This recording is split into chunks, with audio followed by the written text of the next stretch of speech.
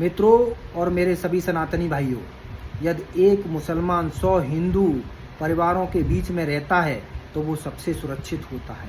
लेकिन वहीं पर यदि एक हिंदू 100 मुसलमानों के बीच में रहे तो क्या वो सुरक्षित है?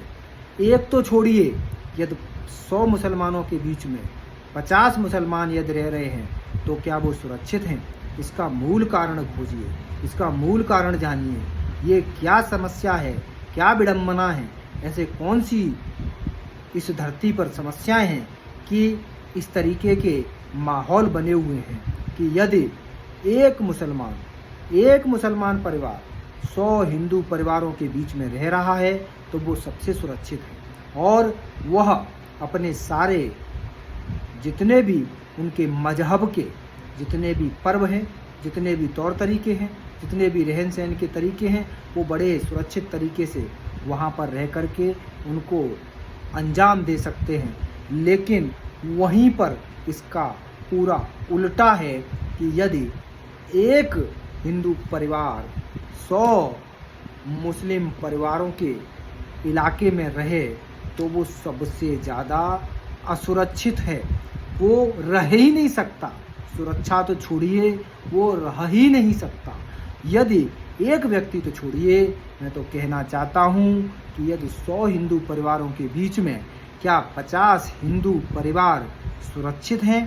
क्या 50 हिंदू परिवार रह सकते हैं? क्या 50 हिंदू परिवार के लोग अपने धर्म के हिसाब से अपने जो भी तौर तरीके त्योहार जो होते हैं उनको मना सकते हैं?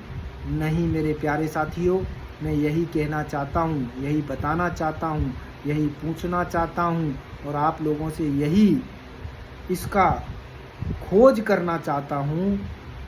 जो हमारे देश में बहुत से लोग कहते हैं कि इस्लाम खतरे में है, बहुत से लोग कहते हैं मुसलमान खतरे में हैं। मैं पूछना चाहता हूँ कि 62 देशों में इस समय इस्लामिक राष्ट्र बन चुके हैं, उसमें नरसंहार हुए, वहाँ पर धर्म परिवर्तन हुए, वहाँ पर दूसरे समुदाय दूसरे धर्म के लोगों को नष्ट कर दिया गया। तो ऐसा क्यों हुआ? ऐसा क्या कारण रहा? ऐसा क्या कौन सा मूल कारण है मेरे प्यारे भाइयों? जहाँ पर यदि हिंदू रहते हैं वहाँ पर बड़े आराम से दूसरे धर्म के लोग रह सकते हैं, मुसलमान रह सकते हैं। लेकिन जहाँ मुसलमान होते हैं वहाँ पर दूसरे धर्म के लोग क्यों नहीं रह सकते? इसका मूल कारण क्या है? इसकी मूल वजह क्या है? ऐसा क्या लिखा है इनकी किताब में? ऐसा क्या कारण है? ऐसा क्या है इनके धर्म में कि इनके आसपास या इनके वहाँ पर कोई नहीं रह सकता, या उसे रहने नहीं दिया जाता, या उसे डराया जाता है, उसे धमकाया जाता है, उसे भगाया जाता है, उसका धर्म परिवर्तित कराया जाता है? ऐसा क्या कारण है? इसका मूल कारण जानना चाहिए, इसके मूल कारण की खोज करनी चाहिए, इसके मूल कारण का आविष्कार भी होना चाहिए, इस पर अध्ययन होना चाहिए, चिंतन होना चाहिए, मनन होना चाहिए। और उन लोगों से फिर कहना चाहता हूँ जो इनके साथ खड़े हैं, इनकी पैरवी करते हैं, इनसे कहते हैं, लेकिन मैं फिर बताना चाहता हूँ जब तक ये कम होते हैं, जब तक ये अल्पसंख्यक होते हैं, जब तक ये भले होते हैं, जिस दिन ये बहुसंख्यक हो जाते हैं उस दिन ही अपनी गली में, अपने मोहल्ले में, अपनी बस्ती में, अपने गांव में, अपने शहर में, अपने देश में, अपने राज्य में, अपने देश में किसी को भी नहीं रहने देते हैं।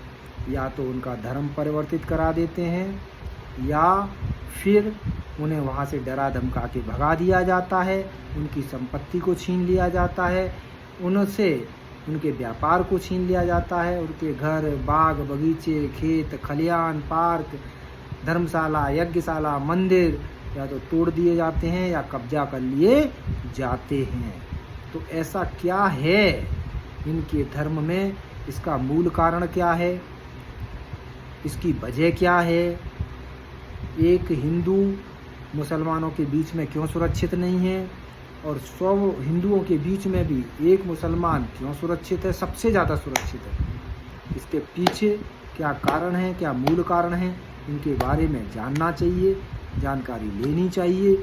और मेरे प्यारे भाइयों, सनातनी भाइयों, इस पर अध्ययन करिए, मनन करिए, चिंतन करिए। जय हिंद, जय भारत, वंदे मातरम, जय श्री राम, जय श्री राम, जय जय श्री राम।